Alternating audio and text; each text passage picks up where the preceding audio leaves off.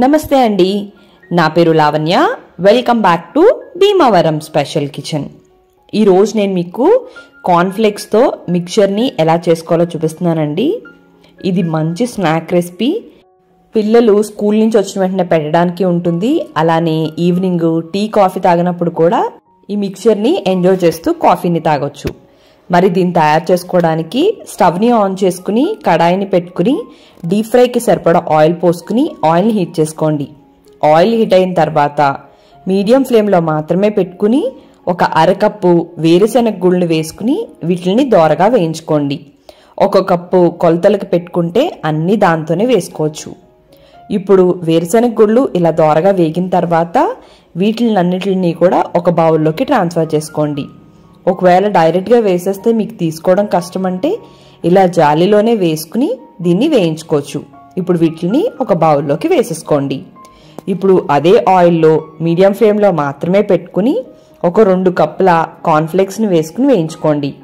2 కప్పులు కూడా ఒకేసారి వేయించకూడదండి, గుప్పుడు మాత్రమే వేసుకోవాలి. ఎందుకంటే ఇవి వడియాల్లాగా వెంటనే వేగుతాయి అండ్ ఉబ్బుతాయి కాబట్టి మొత్తం అన్ని పైకి వచ్చేస్తాయి. కాబట్టి గుప్పుడు మాత్రమే తీసుకుని వీటిని వేయించుకుని వీటిని కూడా అదే బౌల్లోకి ట్రాన్స్ఫర్ చేసేసుకోండి. ఇవి పాలల్లో వేసుకునే కార్న్ఫ్లాక్స్ కాదండి, వీటిని కిరాణా షాపులో కానీ లేదంటే వడియాలు అమ్మే వాళ్ళ దగ్గర కానీ ఉంటాయన్నమాట. ఇదే విధంగా కార్న్ఫ్లాక్స్ అన్నిటిని కూడా గుప్పుడు తీసుకుని 2 కప్పుల దాకా వీటిని వేయించేసుకోండి. వేయిస్తున్నప్పుడు గుర్తుంచుకోండి, మీడియం ఫ్లేమ్లో పెట్టుకోండి, లేదంటే ఇవి మాడిపోతాయి అన్నమాట. సో ఇదే విధంగా కార్న్ఫ్లాక్స్ అన్ని వేయించుకున్న తర్వాత ఇప్పుడు అదే ఆయిల్లో 1 కప్పు మరమరాలను తీసుకుని మరమరాలను కూడా వేయించేసుకోండి. మరమరాలని గోల్డెన్ కలర్ వచ్చి క్రిస్పీగా వచ్చేంత వరకు వేయించుకుంటే సరిపోతుంది. ఇవి కూడా తొందరగానే వేగిపోతాయి. సో ఇలా క్రిస్పీగా వచ్చిన తర్వాత వీటిని కూడా అదే బౌల్లోకి వేసేసుకోండి.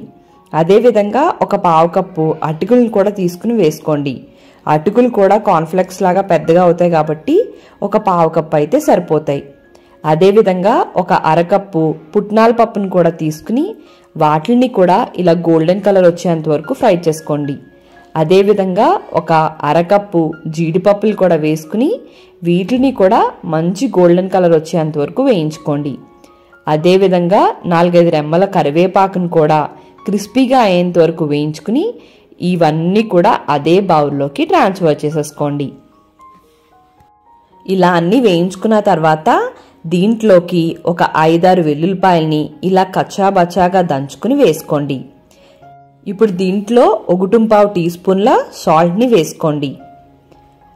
మిగతావన్నిటిలోని సాల్ట్ ఉంటుందండి, సో పైన మాత్రమే కాబట్టి ఇది సరిపోతుంది.